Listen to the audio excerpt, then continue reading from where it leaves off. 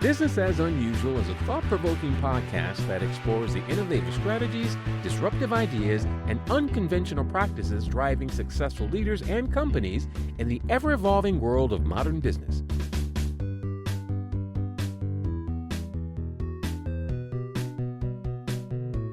Subscribe, comment, and share for weekly inspiration with our host, Aisla. Hi, this is Aisla. Welcome to Business is Unusual, and I'm here with Dror. Hi there. How you doing? Hi, Aisla. Good seeing you. I'm really Hearing you. excited. Hearing you, yeah. No, I'm really excited to have you here. We had such a great chat just in general.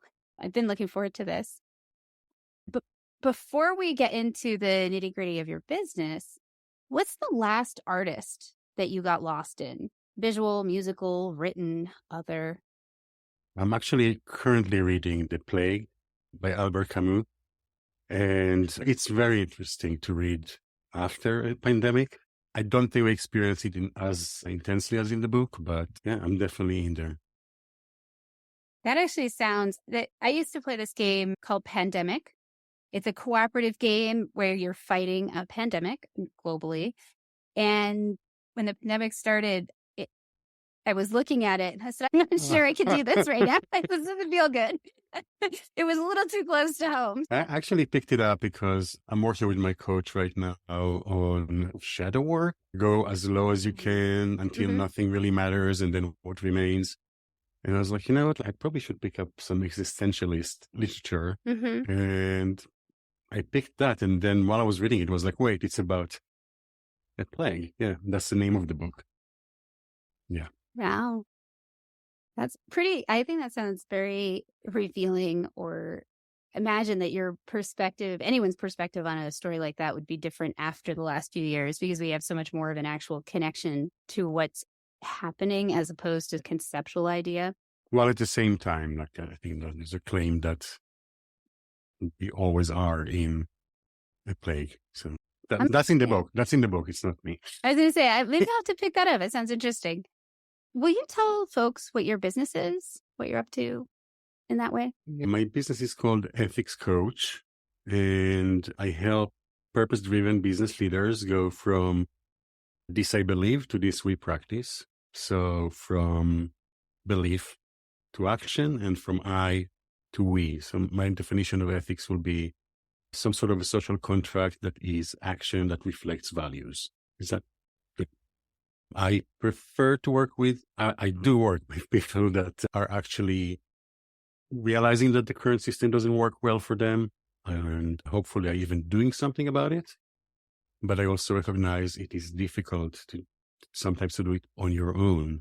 Even in my business, when I started, I was having a terrible time starting my business. I didn't enjoy it. And I was like, why is that? And then I spoke to another friend that's a coach, but it came up that, oh yeah, I'm not doing business the way I think it should be. My business is not necessarily matching who I am and my values, because I'm just following whatever directions I'm getting from my mentors here. And even for the ethics coach, you need a coach to help you. I have all the ideas. I know what I'm pissed about. I know what I'm excited about. But then when you need to put it into action, it really helps to have another person to work with. I think that's really very true. Anytime we're trying to train ourselves to do something new, having that kind of support and guidance and feedback, even just a cheerleader, can make a huge difference in keeping yourself motivated and on track. Because there's so much that tells us how to be that I find personally distasteful. And yet at the same time, if there's enough of a sort of a mass of that, it can create self-doubt. And I think most people who are like somewhat intellectually honest will pause to reflect when they feel that there's a lot of, no, this doesn't work, because you're not going to say, I know everything all the time. So I think that having that partner in that way is probably very important. Yeah. That's not knowing everything all the time sounds terrible. So this is business as unusual. What would you say is unusual about what you do? Or how you do it? I guess one thing that may be unusual about how I do my business, and I'm still working on making it even more unusual, But from the very beginning, when I started this business, one of the first things I did is reach out to other coaching, like ethics coaching boutique practices, and got into a conversation with them. And my feeling was that the biggest threat is not us stealing work from each other, or unfortunately, there's more than enough work to do. It's more that we will not be known if we are each have our small voice. So, I mean, I think that may be unusual in business, that you're actually, one of the first things you do is to come together with your competition, and I'm making quotation marks. Yeah, I think even just the way that you think about it is unusual, that you're not seeing other coaches as a barrier to your success. You see them rather as like collaborators on the journey, maybe. Potential collaborators. Also, I guess the way I look at growth for my business is having a collection of people that I can collaborate with depending on what I'm doing. In general, I don't necessarily like to work alone unless it's one-on-one. I love that. But if I do a project or workshop, it's so much more fun to have more than one perspective and two people to hand off. And I enjoy that as well. There's something about creating and interacting in that way that I find to be inspirational and enlivening. I feel like it helps me to open doors of insight that I wouldn't get to otherwise. There's something about the interaction that creates that for me. So it also offers your audience more options. Yeah. I used to teach in after school program, and we always team taught, and there was kids, but I think with adults, it's the same. Each kid gravitated towards a different personality and a different way of saying things. So that was a gift for that group, because everybody got their learning answered in the way they prefer. Yeah, that makes sense. What in your life or your past set the stage for you to create this business or see this need? How much time do we have? At least you want to tell the story. I'm happy to hear it. Yeah. It's interesting because I came to coaching quite recently, and it was by reflecting on everything I did in my life and realizing that was thread and it was a very squiggly career. To find a thread, this is what I was doing and was bringing into each and every job. So I guess we can go back to high school. Okay. Love it. I had two teachers that I think until today. One of them was my literature teacher, the language arts.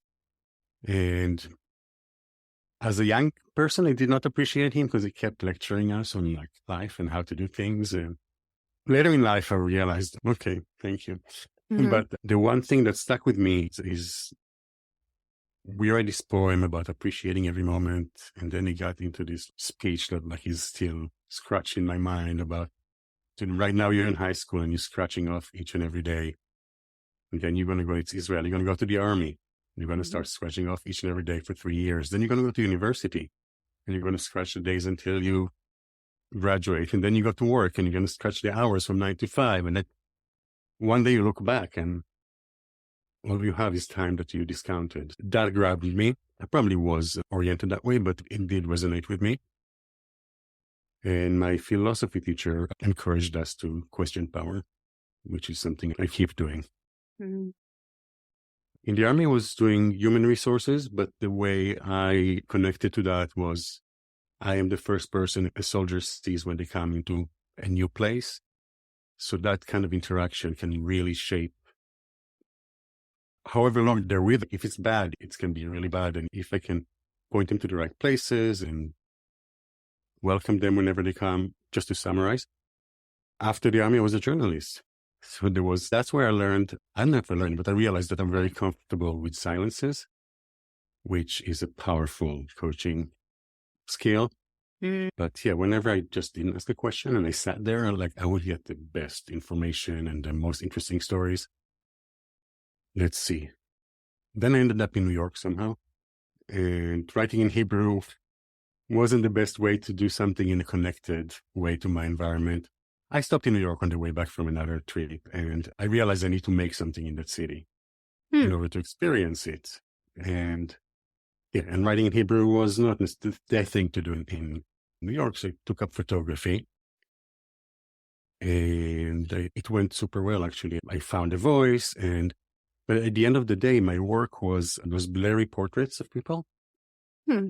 And what I would write about it to explain is I use a slow shutter speed. So the movement was blurred, but the movement that was blurred was a combination of the subject moving and of my movement as a photographer holding the camera. So the portrait was actually a portrait of our encounter. Hmm. Yeah. But I'm a coach, so like you can start slowly see like how everything. And then I met a girl from Pittsburgh and I moved to Pittsburgh and I started teaching photography. It was an art after school program that I didn't try to get any photographers out of there. It was more about just using the art as an opportunity to think and challenge yourself and grow and confidence and voice and all that stuff. And then I ended up in robotics. So some engineer from Carnegie Mellon showed up and showed me this robot that takes panoramic images using a point and shoot camera. And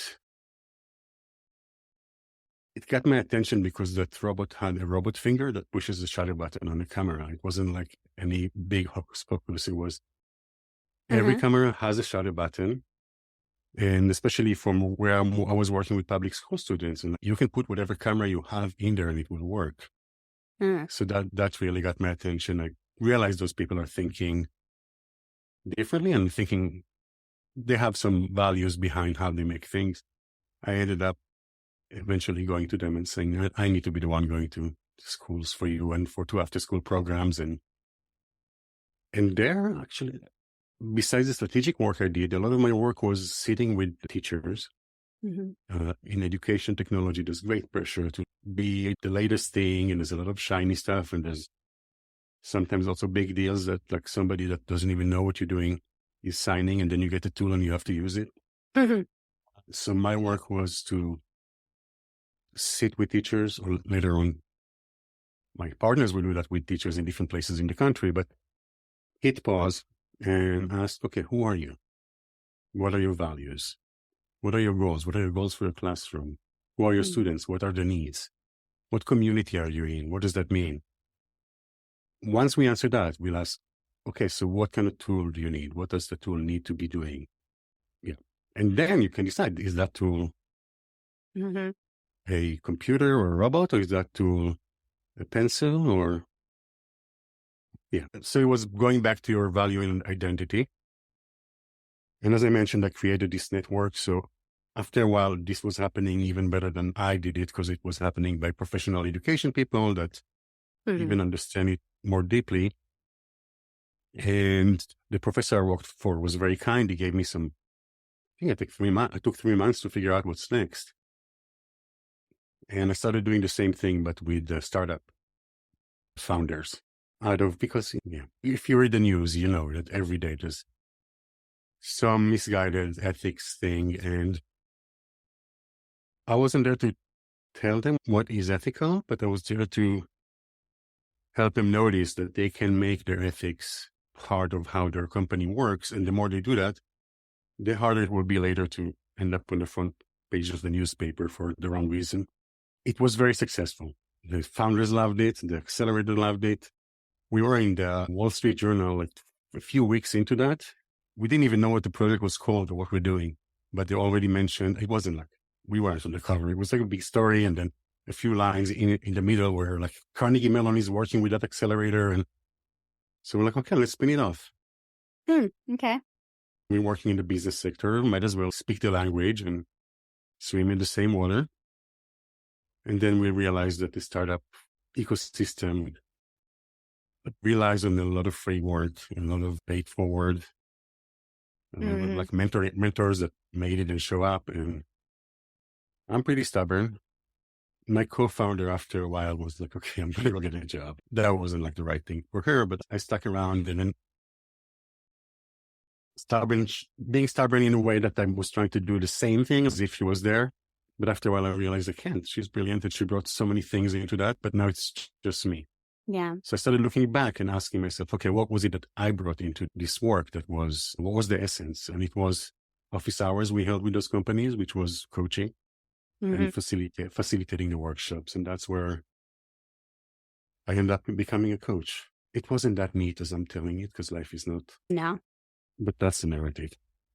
that's wonderful. Thank you. Yeah, yeah. Do you have a specific example that illustrates something interesting about what you do with the people you work with? The one-on-one coaching will be, I think it's like any coaching. And I think it's also like any other niche of coaching. It's just that I decided that this is who I want to spend my time with. And that's why I'm doing purpose-driven business leaders that are trying to change how business is happening, etc. I guess my programs, and I'm not sure it's unique, but they're a mix of workshops and coaching. So you do work as a cohort, as a group, and you learn from each other. And then you take time separately with a coach and really, what do you call it? Process, integrate, Mm. understand how it feels like, okay, how can I make this mine? How can Mhm. that be something that I'm not just doing because that was a great idea? Like I'm feeling it. And that's where it came organically when we were running the program, because we showed up into an accelerator. We spent 2 years there. We weren't sure, but it was the startup companies that ended up demanding ethics office hours with us. Hmm. And that's where the coaching came in. And we saw that was really powerful. And you're saying this, and I'm just reflecting.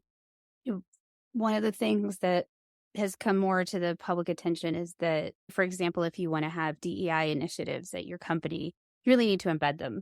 Just having somebody who talks about it is not actually going to be as effective. And when you're talking about having the ethics embedded, I think that ultimately culture, and often like that unspoken culture, right? Like, because there's the policies that companies have. And I think we've all seen that there's the written policy and then there's the way things are done. And there's a scope of tolerance around that. And I think that having the policies, but then also having the culture of ethics and the culture of inclusion, the culture of valuing the diverse experiences and ways of being, that ultimately will make it less awkward and I think more reflexive. I have an example from educational technology. Okay. So I'm not the youngest person. When I was in school, there was a room in the school where we went to do the computers. Mm-hmm. That was like the room to do computers.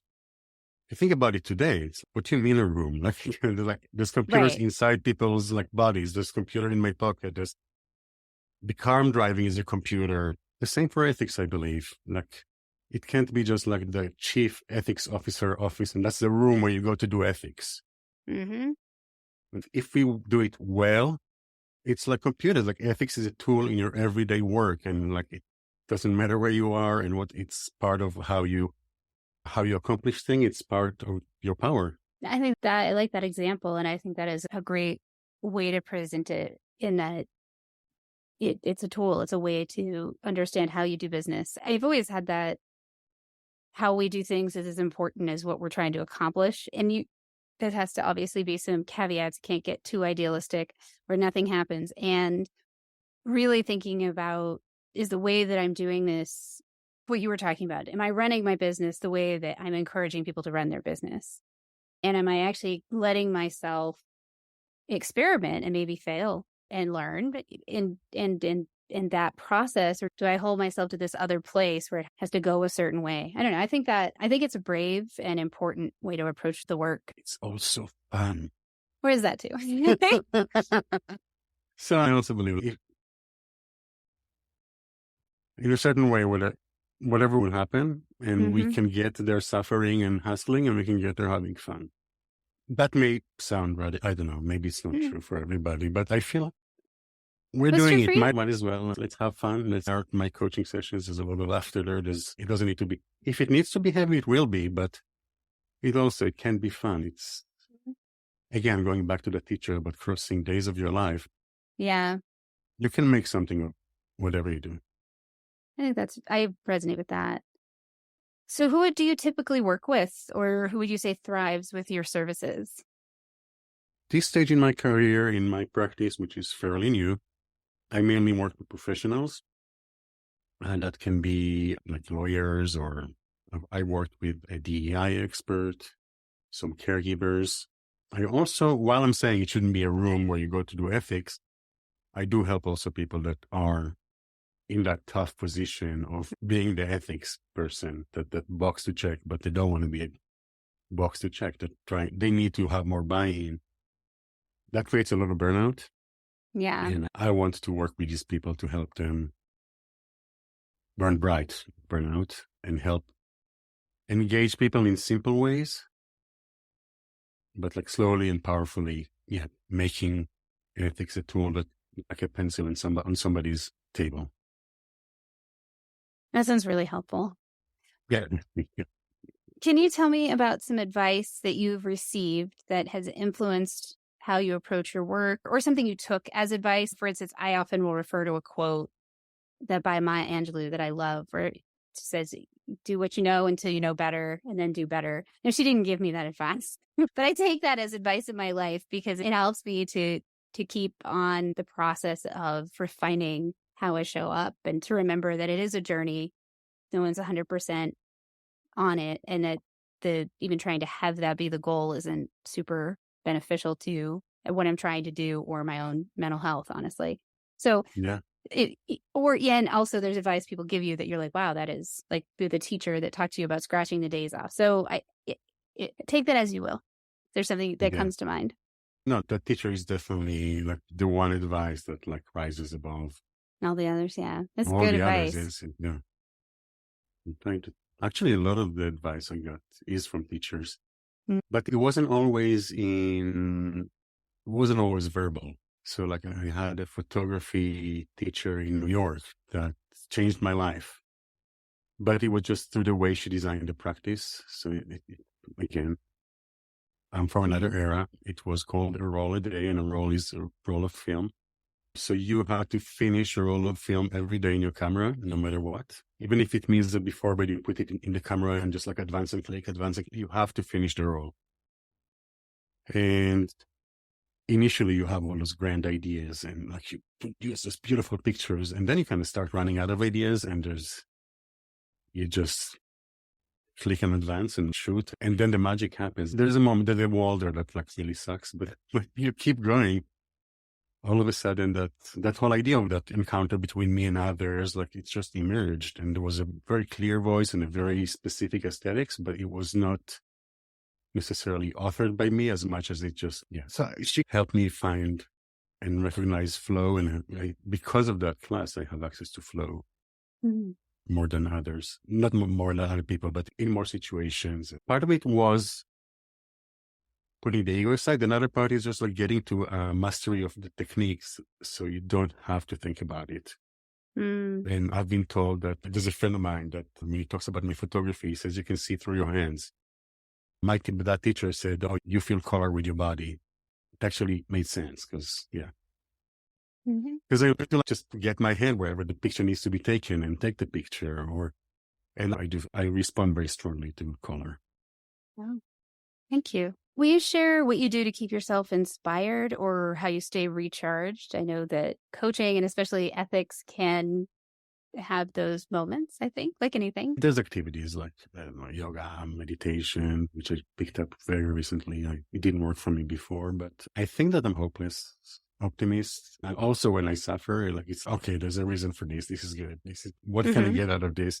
Again, it's that teacher's fault, but it's hard for me to the question people ask, support is like a big failure. I don't know. It's really hard for me, not because I do everything perfectly. It's just that flow and just, okay, oh, wow. Like this is really an interesting situation we need to resolve here. So yeah, I think for the most part, I come to it with that, but at the same time, I have a garden. I used to do it more. That's very, okay. So I have an answer actually. A lot of activities that again that are not completely within my control. So transition from film to digital kind of killed it for me, because with digital, you can get it like as specific and you have control to like I don't know how many spots after the decimal point. And with film and with photo paper and like projecting light on a photo paper. There's so many variables. So there's like an organic process. Yes, you drive it, but then like you also need to do like the paper will do what the paper wants to do and all that kind of stuff. So the gardening in that way is the same, like in planting places, but then you also got to let it happen. It also happens very slowly. I was one of those sourdough bakers during the pandemic, but that's also, it takes time. You're collaborating with those organisms that help you make the bread. You don't have full control. There's some magic in that, being able to engage in that relationship. What does success look like to you? Success is doing what I enjoy doing and want to do, and that's happening now. Yeah, I like to say that success is something that I do every day and I'll never really achieve, because the journey is the point here. But I think that was actually my philosophy teacher. There's another one I forgot about her. We talked about what happiness is, and I don't know if in English that's the correct terminology, but there's I'm happy and I'm laughing and I'm like joyful, and then there's I'm happy because I have purpose and I'm aligned with my calling. And so for me, success is the second, and that is something you can have. You don't need to reach somewhere. You don't need to get to a point in order to have that success, but it genuinely feels like success. For folks who are listening and they know they need an ethics coach, or there's someone there like they definitely need an ethics coach, or how do they get a hold of you? What's the best way to learn more? Do they come and sign up on your website for an email? Yeah, so my website is ethics.coach, and there you can probably find all the other ways, like you can reach me or follow me. I am launching a newsletter at last this summer, like later in August, probably. And signing up for that newsletter will be a way to keep up with all the things I write. Yeah, some of it is going to be more personal stories, and some of it is going to be just explaining what I do. Yeah. Nice. And thank you so much for joining me today. Talk about your business. I really appreciate that. Yeah.